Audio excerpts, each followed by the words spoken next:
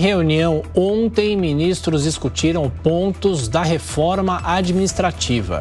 Fernando Haddad, da Fazenda, se posicionou a favor do corte dos supersalários e também das mudanças nos concursos públicos. Sobre esse assunto, a gente conversa agora. Gentilmente nos atende o presidente da Frente Parlamentar do Empreendedorismo, o deputado Joaquim Passarinho, do PL do Pará. Tudo bem, deputado? Como sempre, muito obrigado pela gentileza por atender a Jovem Pan.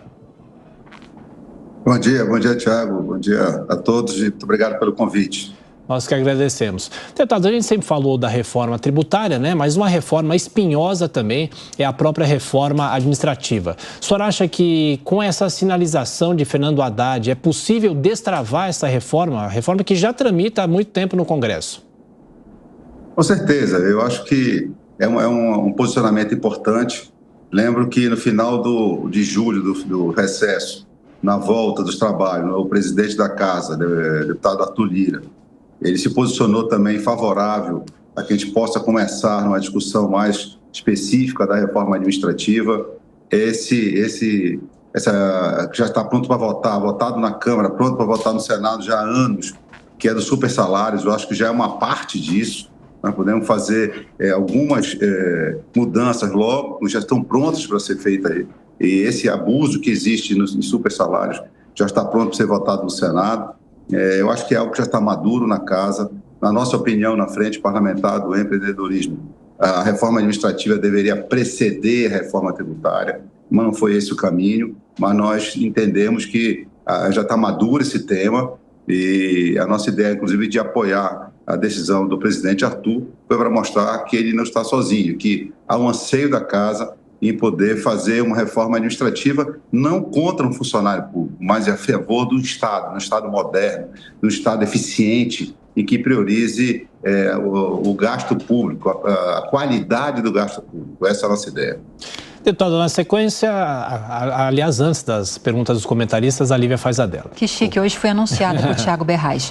Deputado, eu queria continuar falando sobre a reforma administrativa, porque logo depois, ontem à tarde, se não me engano, que a ministra de Gestão e Inovação, Esther Dweck, se reuniu com ministros da equipe econômica do governo, ela chegou a defender que haja uma modernização no serviço público, mas indo ao encontro de críticas que já foram feitas pelo presidente Lula e pelo próprio ministro Fernando Haddad, ela defende que não haja um prosseguimento como a reforma que foi apresentada no governo anterior, de Jair Bolsonaro, e que chegou a passar pela Câmara dos Deputados já numa comissão especial.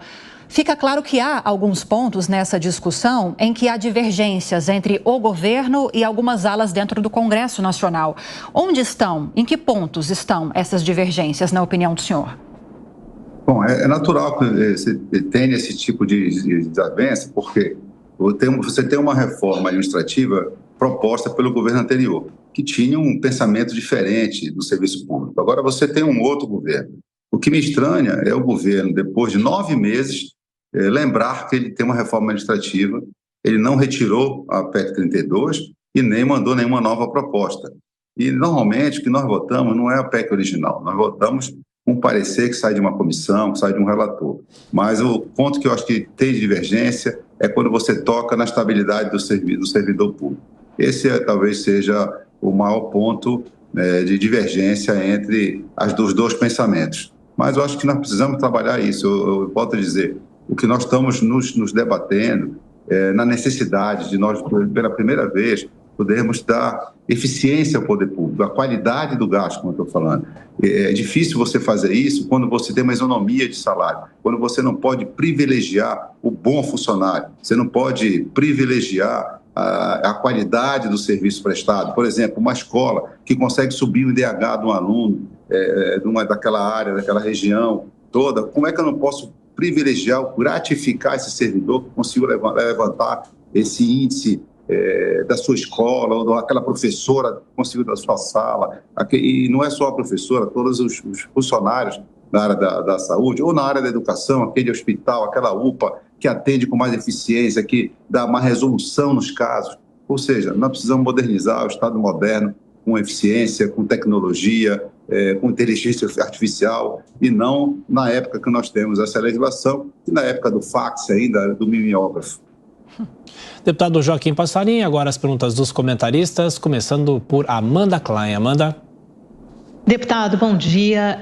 Eu acho que o senhor tocou num ponto aí fulcral, que é a história da estabilidade, que para o atual governo é muito difícil pensar em mexer nisso. E quando a gente fala em estabilidade, lógico, você, como o senhor falou, tem que premiar os bons servidores, eventualmente até demitir os maus servidores, mas por outro lado, os especialistas dizem que a estabilidade é importante para não haver nenhum tipo de suscetibilidade política na troca de governos, servidores que eventualmente sigam um pensamento político A ou B, acabem defenestrados por não ter a mesma visão política do atual governante. Seria possível rever para dar mais segurança aos servidores públicos na questão da atividade, da estabilidade, não só servir às carreiras ditas de Estado? E também quando a gente fala a terceirização do serviço, que foi uma coisa aprovada na reforma administrativa no ano passado, na comissão especial, a excessiva terceirização, essa também é uma crítica do atual governo. Mas eu acho que nós temos que ter cuidado. Temos carreira de Estado, que precisamos ter uma estabilidade bem mais tranquila, muito mais efetiva, né? Aquelas pessoas que trabalham no fisco, que trabalham na fiscalização do próprio governo, isso não pode ser suscetível a espirros ou a mudanças, soluços de governo. Tem lugares que você, quando troca o governante, troca até a pessoa que serve o café. Troca o assessorista do elevador, que já não existe mais, o elevador de moderno nem assessorista mais, nem botão para apertar tem, você aperta fora, você já diz para onde vai. Essa é a modernidade que nós precisamos ter, né? Será que nós precisamos de tanto motorista, precisamos de tanto operador de fax ainda? Quer dizer, essas coisas que nós precisamos pensar.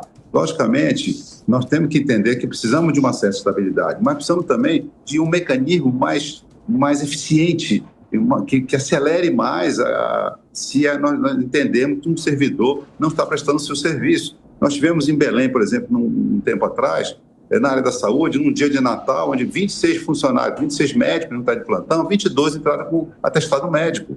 Quer dizer, você deixaria uma cidade toda sem uma cobertura. Então, são temas que nós precisamos trabalhar. Eu acho que nós temos inteligência para isso. Nós temos que ver a divergência que existe entre as duas propostas e nós sabemos que isso é bem claro, mas nós podemos trabalhar isso, a estabilidade, mas também com outro mecanismo que possa também pensar no cidadão. Eu sempre digo, o serviço público, o ponto fulcral do serviço público, ele foi criado não é para atender o servidor público, ele é para atender o público. E no caso da terceirização, o que eu lhe digo, será que se for mais eficiente, por exemplo, a parte de vigilância, que praticamente toda é terceirizada. Se a vigilância é mais efetiva você colocando uma terceirizada, por que não? Se você serve melhor ao público com isso, não é porque eu sou obrigado a ter um servidor público, né? Eu vou dizer, o serviço público foi criado para servir ao público, não para servir ao servidor público, que são excelentes servidores públicos. Nós temos, a grande maioria dos servidores públicos são muito bons e não precisam desse tipo de proteção, o que eles precisam é qualificar e ser remunerados, ser reconhecidos na eficiência do serviço que eles fazem. Perfeito, deputado. Seguimos com a pergunta de Roberto Mota agora. Bom dia, deputado. Primeiro, parabéns pela iniciativa. É realmente animador a gente saber que há iniciativas como essa acontecendo. O senhor tem absoluta razão nesse caso da terceirização. Eu dou o exemplo das polícias, onde muitas vezes a gente tem policiais exercendo funções que poderiam ser perfeitamente exercidas por civis e enquanto os policiais poderiam estar na rua exercendo a sua missão principal. Esse desafio de premiar os servidores excepcionais, os bons, e de punir ou até demitir os servidores ruins, é um desafio grande hoje no Brasil, né? Eu vivi um tempo nos Estados Unidos e eu notei que lá, como o senhor acabou de falar, há carreiras que são consideradas de Estado. Então, um promotor, um juiz, ele tem lá a sua estabilidade, a garantia de segurança. Outras carreiras, outras funções, têm o mesmo tratamento da iniciativa privada. A pergunta que eu faço já existe alguma ideia do mecanismo que seria usado para se fazer isso aqui no Brasil? Assim, não é muito fácil você ter esse tipo de tratamento.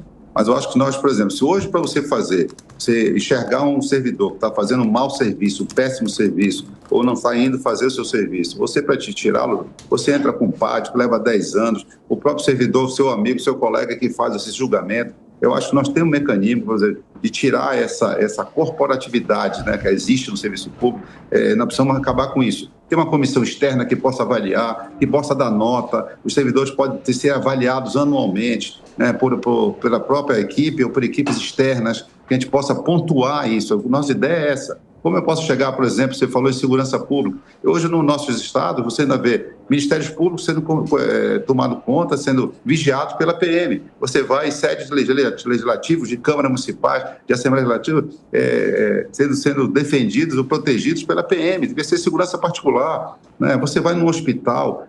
Qual é a diferença que eu posso dar para um médico que está se dedicando, que faz 20, 30 cirurgias no mês, enquanto um outro médico faz 2 cirurgias no mês? E eu, por isonomia, tenho que pagar esses médicos de maneira igual. Então, é esse tipo de mecanismo que nós precisamos colocar na eficiência, premiar quem realmente faz, premiar quem está na ponta fazendo o seu serviço como um grande servidor. Eu volto a dizer, nós temos a grande maioria de servidores dedicados que sabem fazer, mas, infelizmente, a minoria tenta puxar e acaba puxando esse nível de serviço para baixo. Então, a nossa ideia é, não precisa eu privilegiar simplesmente o servidor. Não estou discutindo se o servidor ganha muito ou pouco, acho que ganha pouco na média. Nós temos uma ponta aí, uma minoria com super salários que estão prejudicando isso. Não estamos discutindo quantidade de pessoas, nós estamos discutindo a qualidade do serviço público e a qualidade do gasto público com esse servidor. Deputado Joaquim Passarinho, do PL do Pará, mais uma vez, muito obrigado pela gentileza, pela atenção. Bom trabalho, voltaremos a nos falar. Um abraço.